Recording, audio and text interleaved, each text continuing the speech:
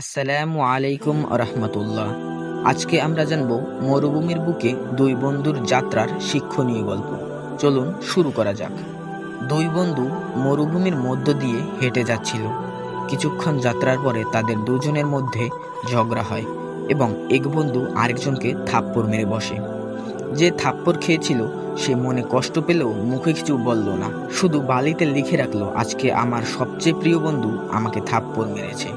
এরপর তারা আবার হাঁটতে থাকলো এবং কিছুক্ষণ পরে একটি মরুদ্যান দেখতে পেল। তারা ঠিক করলো সেখানে তারা বিশ্রাম নেবে এবং গোসল করবে।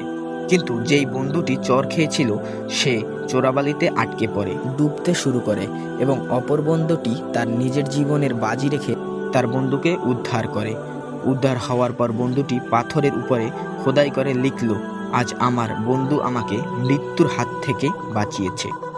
এটা দেখে তখন অপর বন্ধুটি তাকে জিজ্ঞেস করলো, আচ্ছা, আমি যখন তোমাকে চর মেরেছিলাম তখন তুমি বালির উপরে লিখেছিলে, আর এখন পাথরের উপরে খোদাই করে লিখলে কেন? তখন দ্বিতীয় বন্ধুটি মৃদু হেসে জবাব দিল, যখন কেউ আমাদের কষ্ট দেয় তখন সেটা বালিতেই লিখে রাখা উচিত, যাতে ভালোবাসা আর মায়ার বাতাসে তা মুছে ফেলা যায়। আর যখন কেউ আমাদের উপকার করে তখন তা পাথরে খোদাই করে লেখা উচিত, যেন কোনো বাতাসই তা কখনো মুছে ফেলে দিতে না পারে।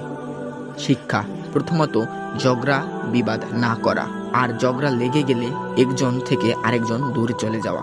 মাথা ঠান্ডা হলে পরে আসা, যেমনটি রাসূল সাল্লাল্লাহু আলাইহি সাল্লাম করতেন, আলী রাদিয়াল্লাহু করতেন। দ্বিতীয়ত, ক্ষমার দুয়ার প্রশস্ত করা, অপরের দোষ ত্রুটি ক্ষমা করা। আর তৃতীয়ত, উপকারীর উপকার কখনো না ভোলা, অপরের উপকার করা।